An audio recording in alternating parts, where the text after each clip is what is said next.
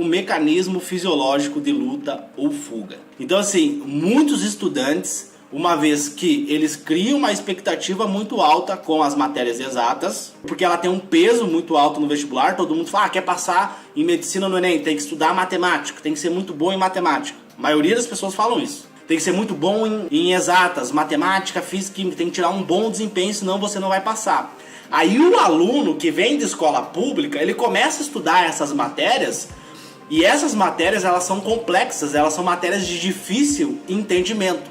Então não é uma matéria que você vai sentar e aprender do dia para a noite, você vai precisar de um longo prazo. E aí o aluno acaba se frustrando. E quando ele se frustra, por que ele acaba se frustrando? Porque ele tem uma resposta inadequada ao estresse, ou seja, ele gera a ansiedade.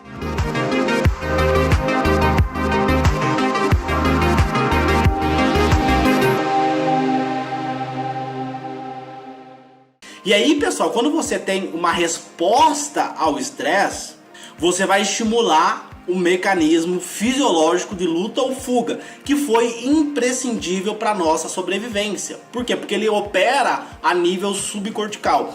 Ou seja, você não precisa pensar. Para você desencadear esse mecanismo fisiológico de luta ou fuga, né, para você gerar uma resposta emocional frente àquele estímulo ambiental, você não precisa pensar, é automático. Ou seja, isso foi fundamental para a nossa sobrevivência. Quando você via um predador, você não precisava nem pensar, você já desencadeava todo esse mecanismo de luta ou fuga. Aqui na imagem vocês podem ver. Então, por exemplo, nós temos a tua boca fica seca, a pupila dilata, o teu pulmão ele começa a ter uma respiração mais curta, entendeu? Para você otimizar ali a tua resposta, se você vai lutar ou se você vai fugir. A pele sudorese, né? Nós temos toda uma resposta aqui da glândula adrenal, começa a secretar cortisol, adrenalina, né? Você tem uma rigidez da musculatura, tudo pronto para você lutar ou fugir. Tem uma outra resposta também que é a paralisação, né? Você pode paralisar para tentar despistar o teu predador. E aí você deve estar se perguntando, pô, por que tu tá falando desse mecanismo aqui fisiológico de luta ou fuga? Né? Muitos de vocês que estão vendo aqui a aula devem estar se perguntando, pô, Léo, por que tu tá falando isso? Porque tem um estudo, pessoal, feito com estudantes de medicina na Califórnia. Então a escola médica da Califórnia, ela pegou lá os estudantes de medicina do segundo ano, então, que é o ano que eu tô da faculdade de medicina, e eles analisaram a síndrome do burnout, que é o esgotamento físico e mental. E de cada 10 estudantes de medicina, 5 desenvolveram burnout no segundo ano da faculdade de medicina. Agora tu imagina os próximos 4, né? Pegar lá quem tá no internato, provavelmente deve ser maior. Esse esgotamento físico, esse esgotamento mental, ele prejudica o desempenho do estudante. Se nós pegar aqui, por exemplo, do Brasil, tá? Num aspecto mais geral, o Brasil é o primeiro em transtorno generalizado de ansiedade. O Brasil é o 5º país do mundo em depressão. Ou seja, isso mostra que as pessoas elas não estão sabendo lidar com as suas emoções, com as respostas emocionais, com as respostas ao estresse que nós temos.